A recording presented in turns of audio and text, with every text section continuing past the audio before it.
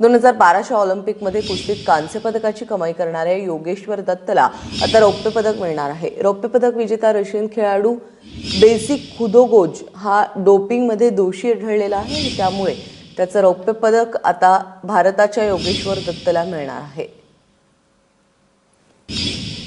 विजय शिंदे आपले प्रतिनिधी आपल्याबरोबर आहेत।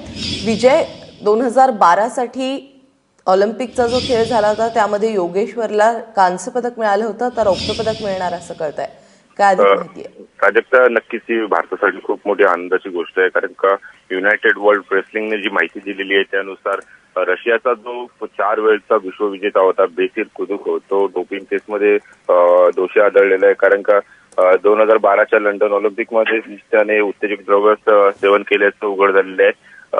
बेसिल कुदुकोव याचं 2013 साली एका कार ऍक्सिडेंटमध्ये निधन झालेलं होतं, पण त्यानंतर पुन्हा एकदा त्याची जी म्हणजे आंतरराष्ट्रीय ऑलिम्पिक कमिटी जी आहे ते एखाद्या खेळाडूचा जे नमुना घेतं ते 10 वर्षासाठी ठेवतं आणि बेसिल कुदुकोवची रिटेस्ट झाली आणि त्या रिटेस्टमध्ये तो दोषी आढळला। त्यामुळेच आता योगेश्वर दत्तचं जे कांस्य पदक आहे ते रौप्य पदकामध्ये बदलणार आहे। भारतासाठी नक्कीच गोष्ट आनंदाची गोष्ट आहे प्राजक्ता।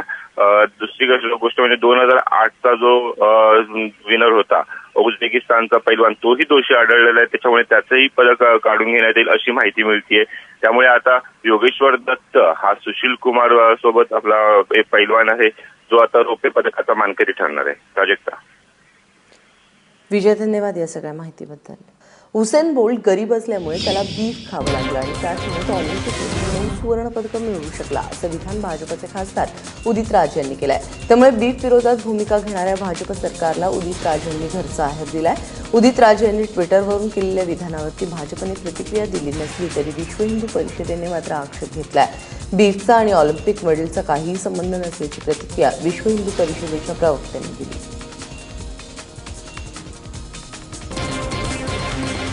मैं थोड़ी जकर कर रहा हूँ, ये तो ट्रेनर का स्टेटमेंट है, मेरा स्टेटमेंट थोड़ी है। एक तो ये हुसैन बोल्ट के ट्रेनर के स्टेटमेंट को हूबहू मैंने लिख दिया, मेरे तरफ से तो कुछ नहीं है उसके। जब भी देखा है कि खेल में प्रदर्शन हमारा हुआ, सरकार के ऊपर हमला हुआ, सारा कारण सरकार के ऊपर उतार दिया जाता है, ये बंद करें। तीसरी बात है, जज्बा हो तो सरकार चाहे सुविधाएं न भी हों, कम भी हों, तो जीत हासिल किया जा सकता है। ये खिलाड़ियों को उत्साह करने वाला बयान है।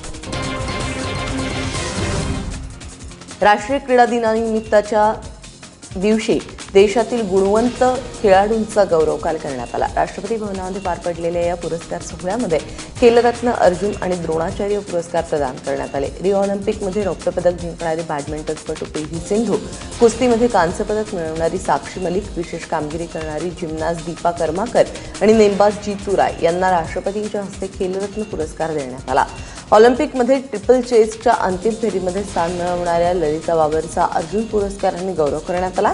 दरम्यान गेल्या 25 वर्षांमध्ये पहिल्यांदाच एका वेळी 4 खेळाडूंना खेलरत्न पुरस्कार देण्यात आलाय। बातमी आहे श्रीनगर पुलवामातील 2 भागात सुरू असलेल्या सध्याच्या अशांततेच्या वातावरणासंदर्भातली। हा भाग वगळता उर्वरित काश्मीर खोऱ्यातून संचारबंदी हटवण्यात आलेली आहे। बुरहान वाणीला भारतीय लष्कराने कंठस्नान घातलं, त्यानंतर फुटीरतावाद्यांनी काश्मीरमध्ये हिंसाचाराला प्रोत्साहन दिलं होतं, तेव्हापासून काश्मीर धुमसत आहे। दरम्यान धुमसत्या काश्मीरचा आढावा घेण्यासाठी 4 सप्टेंबरला सर्वपक्षीय समिती काश्मीरला रवाना होईल। गृहमंत्री राजनाथ सिंह हे या समितीचं नेतृत्व करणार आहेत।